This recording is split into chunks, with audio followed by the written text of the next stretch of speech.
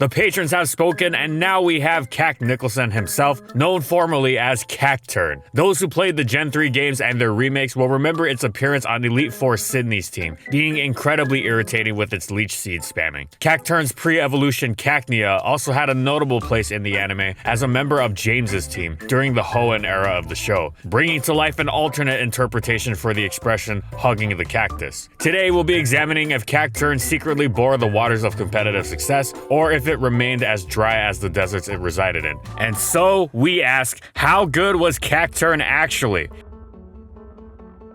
And in this video we'll be going over these competitive formats.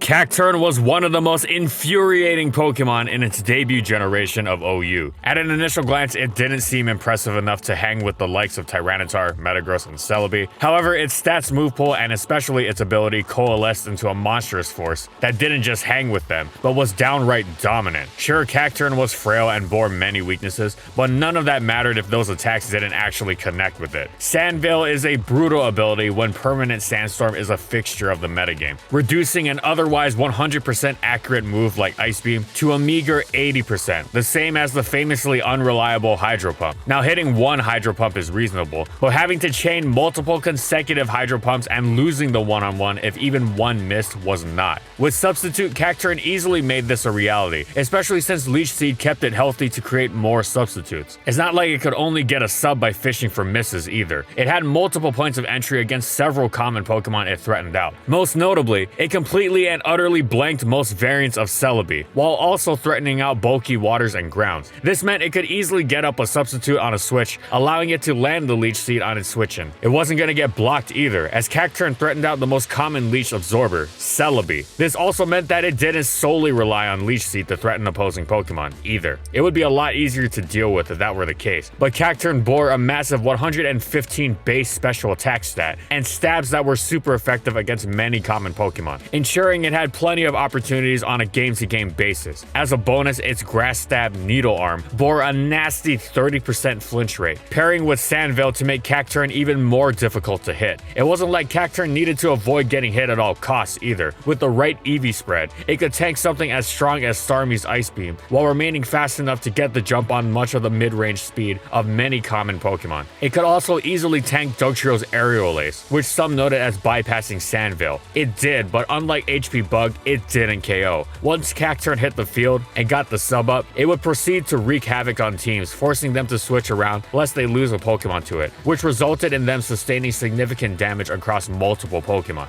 This switching around was made even more difficult by the fact that Cacturne learned Spikes. As a bonus, it was an effective spiker, because both of its stabs were super effective against two of the tier's 3 Rapid Spinners, Claydol and Starmie, while the third Rapid Spinner, Fortress, was easily dispatched by Magneton, whose support Cacturne enjoyed to get rid of Skarmory as well. In addition to removing these pesky steals, Magneton also represented another piece of support Cacturne needed to elevate it to a whole new level of infuriation, Thunder Wave. This made Cacturne even more difficult to hit, allowing for more sub-seeding antics and slowing down would-be faster Pokemon like Zapdos that also gave it more opportunities. It was easy to slot Thunder Wave on teams too, since amazing Pokemon like Blissey and of course the Sand Summoning and thus required Tyranitar learned the move. Eventually, Cacturne teamed up with fellow Sandveil threat, Gligar. The duel utterly terrorized the metagame, as all it took was one miss for one of them to run over or at least break a huge hole in the opposing team, and such a miss was commonplace, not at all hard to come by. Trying to change the weather wasn't reliable enough, and having to choose between trying to do so or risking a Sandveil loss wasn't healthy for the metagame. As a result, Sandveil was eventually banned in its entirety. Since Cacturne had no alternate ability, this meant that Cacturne was effectively banned as well. As fun as Cacturne might have been to use, this change was for the best, as it was just ridiculous to be able to dodge Explosion. Now here's how insane it was. Some players messed around with teams that had both Cacturne and Cacnea and actually succeeded with them. The player base decided that this wasn't a desirable element for a competitive metagame. However, nobody who had experienced it would forget the terror Cacnea wrought upon the OU metagame, subbing, seeding, and spiking to high heaven. Now, despite eventually effectively getting banned, for much of its lifespan, Cacturne was considered a fringe pick and was thus not used much in OU. It wasn't of much use in UU either, and it dropped to NU. There, however, it was absolutely excellent. It was one of the tier's 3 spikers alongside Glalie and Roselia. Overall, Meanwhile, Cacturne was a slight step below them, as it was slower than both, a grass type less defensively capable than Roselia, and it didn't pack explosion or taunt like Glalie. However, it was far from outclassed. Its offensive move pool far outshone both others, making it incredibly difficult to switch into, and distinguishing it as an excellent choice for a variety of offensive teams. One might think being a spiker that invited Tier King and Prime Rapid Spinner Hitmonchan in wouldn't be good, but it was precisely its ability to lure in Hitmonchan that made Cacturne so effective, as it would get a huge hit on it with Hidden Power Psychic. It was a great lure Pokemon in general, really, as Thunder Punch would provide Murkrow and Pidgeot with a nasty surprise. However, even when just running its stabs, Cacturne was fierce, especially because it could potentially make up for any coverage deficiency with Destiny Bond to take something down with it. Cacturne also got plenty of opportunities by virtue of its ability to effectively check opposing metagame staples, most notably Chimecho and Wailord. Cacturne had nice potential for customization in its set thanks to its nice move pool, with the Swiss Army utility of Encore and the power of Focus Punch standing out in particular. However, no matter what set it chose, it was a great performer game in and game out. As a whole, Cacturne helped shape the identity of Gen 3 NU, capping off an excellent debut generation for itself. Gen 4's immense power creep prevented Cacturne from being able to replicate its niche in OU. However, it did eventually see a brief time in the light. As a result of Gliscor's antics, Sandveil was banned, but only on Pokemon that had an alternate ability. Some players set out to prove that the ability should be banned as a whole, and alongside easily provided paralysis support, Cacturne proved itself to be quite vicious, especially as Gen 4 gave it some tremendous new tools in Swords Dance and Sucker Punch that let it hit incredibly hard off of its huge attack stat. As a result, Cacturne helped finalize the complete removal of Sandveil from OU, leaving no room for the ability's nonsense to ruin games. Cacturne's shenanigans were occasionally seen in UU, but seeing as the required Sand Setter was Hippopotas, it really was only on very brief occasions. Sand teams, unlike the Snover requiring Hail, had a much worse matchup against the manual Rain teams that dominated UU, and were overall more gimmicky, since Cacturne, unlike Walrein, didn't have any defensive use. Not that it couldn't be devastating once in a while, but it just wasn't reliable. As a result, it dropped to NU, and there, while it was no longer top tier, it was solid once again. It had a ton of variety in its sets. In addition to its brutally threatening Swords Dance variants, it could also run Nasty Plot, whose powerful Dark Pulse easily ripped right through its would-be hard counter Vileplume. It was also one of the few Pokemon in the tier with spikes, and unlike Glalie, it could effectively be used mid-game because it had some useful defensive utility. Specifically, being able to switch in on and scare out common defensive staples such as Regirock, Slowking, and Hypno. Cacturne was a bit hard to fit on teams, but it had a solid place in the metagame, and when it did hit the field, it would leave its mark, one way or another.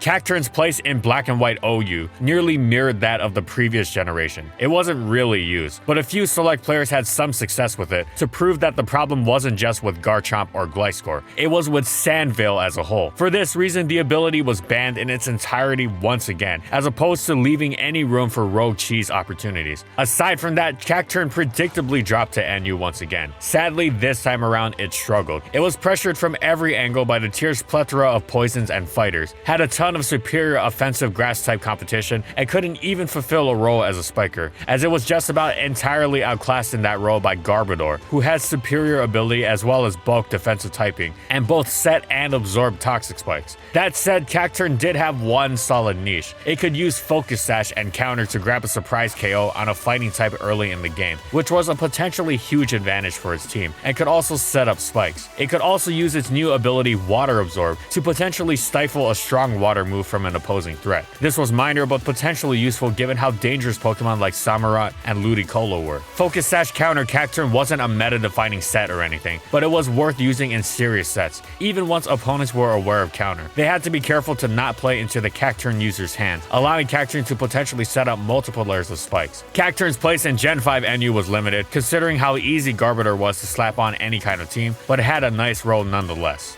Gen 6 took away permanent weather, meaning Cacturne's Sandveil abusing days were over. Unfortunately, Gen 6 didn't even have the decency to give Cacturne knockoff in return. If it had, that would have been excellent, and perhaps it could have salvaged an NU niche. However, this was not the case, and instead it dropped to the new lowest tier, PU. There it was a great Pokemon. It dished all setup options in favor of a new approach, all-out attacking. Both of its stabs received buffs. Energy Ball had its base power raised from 80 to 90, while Dark Pulse Pulse was no longer resisted by steel. Combined with Focus Blast to crush would-be check-ins Monferno, Vullaby, Mawile, and Probopass, Cacturne was immensely difficult to switch into. Revenge killing it was no picnic either, as Cacturne brandished its trademark Sucker Punch in the last slot, dealing massive damage to neutral targets such as Stoutland, Rotom Frost, and Floatzel. Speaking of Floatzel, Cacturne could check it thanks to its Water Absorb, thus giving it the slightest bit of defensive utility. Of course, it usually hit the field through the support of Volt Switch and U-Turn, which would let it bypass its frailty, ensuring it had plenty of opportunity to barrage the opponent with its powerful attacks. It also helped that Cacturne and its stabs naturally mowed through a huge amount of the metagame's slower staples, many of which were stacked together on the same team. Behem, Golem, Bronzor, Grumpig, Prinplup, Gourgeist, and more. Cacturne had its checks, such as Roselia and specially defensive Clefairy, but those checks weren't infallible, and it could be lured in and have their presence exploited by Cacturne's teammates. Overall, Cacturne was a threat and a half, and was a terrific piece of ORAS PU.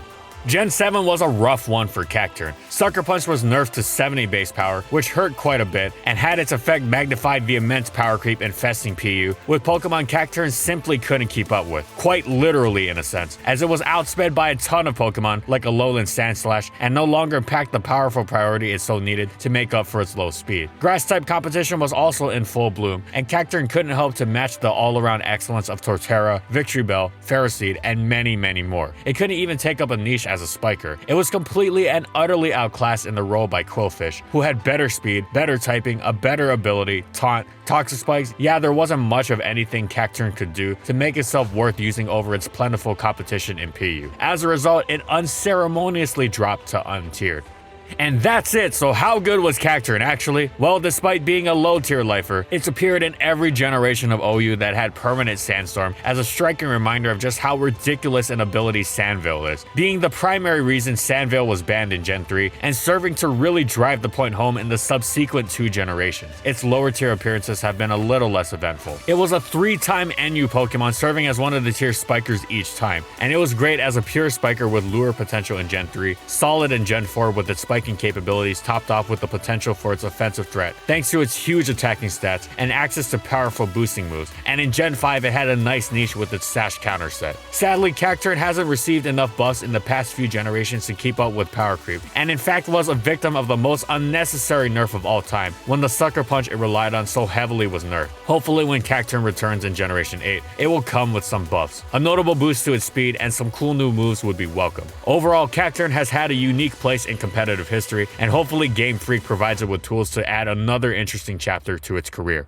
Thanks for watching, everyone, and as always, if you liked the video and want to see more, be sure to subscribe to False Swipe Gaming for more weekly Pokemon content, and in the comments I want to know, what do you think about competitive Cacturne? How would you buff it? Would you give it another ability other than Sandveil and Water Absorb? Whatever it is, let me know in the comments. Also, thank you so much to our patrons for continued support of our videos and for voting for this Pokemon for this month's patron pick.